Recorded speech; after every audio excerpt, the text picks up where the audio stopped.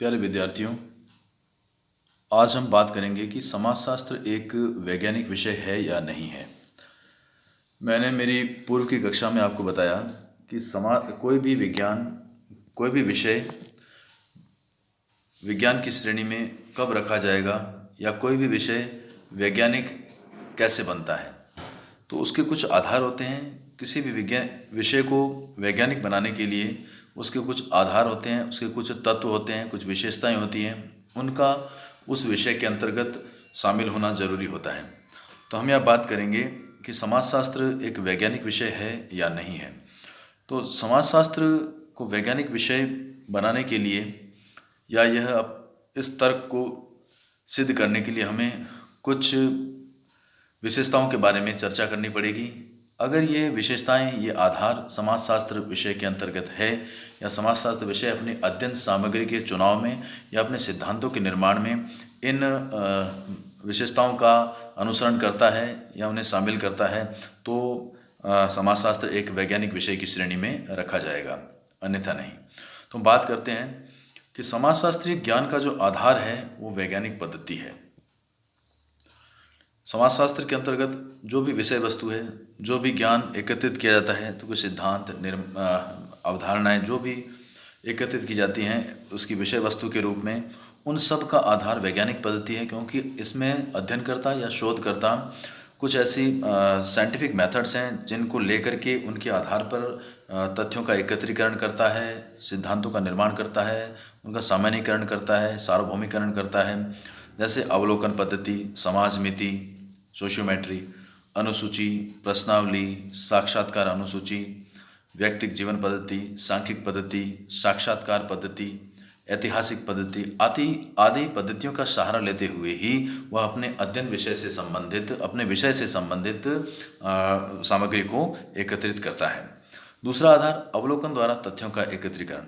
समाजशास्त्र के अंतर्गत बिल्कुल सही है कि यहाँ जो वैज्ञानिक है, समाज वैज्ञानिक है, वो अपने अध्ययन से संबंधित जो उसके डेटा है, उन तथ्यों का एकत्रीकरण निरीक्षण और अवलोकन के माध्यम से करता है। वो स्वयं जा करके उस घटना का, उस परिस्थिति का अध्ययन करता है, वहाँ पर प्रत्यक्षतः उपस्थित होकर के उन तथ्यों का एकत्रीकरण करता है।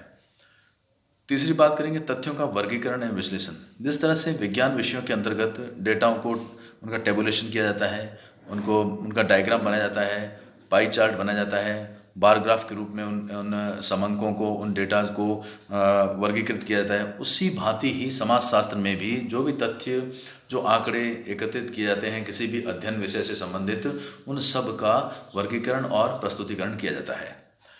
चौथी बात करें कि समाजशास्त्र में क्या है का वर्णन किया जाता है। समाजशास्त्र विषय में वास्तव में वो घटना क्या है, वो सामाजिक घटना क्या है, व्हाट इज़ दैट, इसका वो अध्ययन करता है, जो कि एक वैज्ञानिक पद्धति का आधार है। अन्य शब्दों में कहा जाए तो समाजशास्त्र में वास्तविक घटनाओं की विवेचना की जाती है। यह शास्त्र इस बात पर विचार नहीं करता कि क्या अच्छा है या क्या बुरा है, क्या होना चाहिए या क्या नहीं होना चाहिए। यह तो घटना और जो तथ्य हैं, जो उसे दिख रहे हैं उसकी आंखों के सामने, उनका यथार्थ चित्रण करता है और क्या है का उल्लेख करता है। अब पांचवी बात करेंगे, इसका जो आधार है वो है कार्य कारण संबंधों की विवेचना। समाजशास्त्री प्रत्येक घटना जो घटित हो रही है, कोई सामाजिक घटना, आर्थिक घटना है जिसका प्रभाव समाज के ऊपर पड़ रहा है, उसके पीछे के कारणों को ढूंढने की कोशिश करता है और उनके पीछे छिपे हुए जो इफ़ेक्ट्स हैं, कॉज एंड इफ़ेक्ट्स हैं, उनका वो अध्ययन करके और घटना को तार्किक रूप से सिद्ध करता है कि हाँ, ये अमुक घटना हुई है, तो इस घटना के पीछे क्या क्या कारण रहे होंगे। और यही एक वैज्ञानिक विषय की विशेषताएं हैं और तर्क की कसौटियाँ हैं, जिन पे वो खरा उतर करके अपने किसी भी विषय को अपन विज्ञान की श्रेणी में रखते हैं। छठा, सिद्धांतों की स्थापना। समाजशास्त्र विषय के अंतर्गत कार्य कारण संबंधों की विवेचना की जाती है और विभिन्न घटनाओं के मध्य पारस्परिक संबंधों को ज्ञात किया जाता है और उसके आधार पर वर्गीकरण, विश्लेषण करने के बाद सामान्य निष्कर्ष निकाले जाते हैं, जनरलाइजेशन किया जाता है उन डेटाज का, और इनके आधार पर ही समाजशास्त्र के अंदर नियम या समाजशास्त्रीय सिद्धांतों का निर्माण किया जाता है। समाजशास्त्र में भी सिद्धांतों की पुनः परीक्षा की जाती है विज्ञानों की तरह। इसे वापस रीचेक कर सकते हैं, रीइवैल्यूएट कर सकते हैं कि हमने जो सिद्धांत का निर्माण किया है, जैसे विज्ञान विषयों में करते हैं, वैसे के वैसे समाजशास्त्र में भी सिद्धांतों की पुनर्विवेचना की जा सकती है, की जाती है। इसलिए यह विषय वैज्ञानिक है। अगली बात करें, समाजशास्त्र में सिद्धांत सार्वभौमिक होते हैं।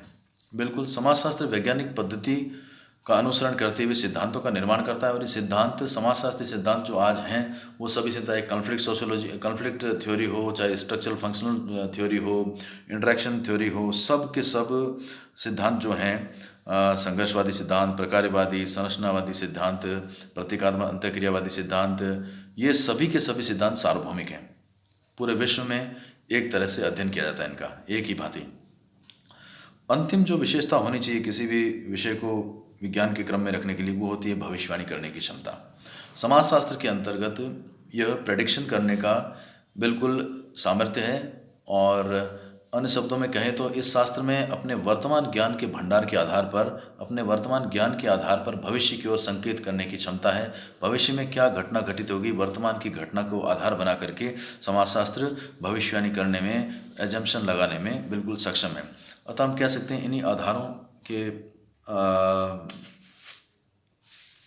आधार पर, या इन्हीं तत्वों के आधार पर, इन्हीं वैज्ञानिक कसौटियों के आधार पर समाजशास्त्र को एक वैज्ञानिक विषय की श्रेणी में, पंक्ति में हम रख सकते हैं।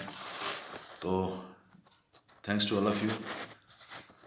अब कुछ समस्याएं होती हैं जो सामाजिक विज्ञानों को पूर्ण विज्ञान या विशुद्ध विज्ञान, व्यावहारिक विज्ञान बनने में थोड़ा बाधा उत्पन्न करती है। उनके बारे में प्रॉब्लम ऑफ ऑब्जेक्टिविटी है, वस्तुपरकता की समस्या है, क्योंकि मानवीय संबंध हैं वो समय के अनुसार परिवर्तित होते रहते हैं, परिस्थितियों के अनुसार परिवर्तित होते रहते हैं। भौतिक संबंधों और मानवीय संबंधों में यही तो फ़र्क है। भौतिक संबंध तो एक जैसे रहते हैं, लेकिन मानवीय संबंध समय काल परिस्थितियों के अनुसार बदलते रहते हैं। तो यहाँ पर एक समस्या आती है, और प्रॉब्लम ऑफ ऑब्जेक्टिविटी, वस्तुपरकता की समस्या, वस्तुनिष्ठता की समस्या। इसके बारे में अगली बार मैं आपके साथ जो व्याख्यान शेयर करूँगा उसमें मैं विस्तृत विवेचना करूँगा। Have a nice day.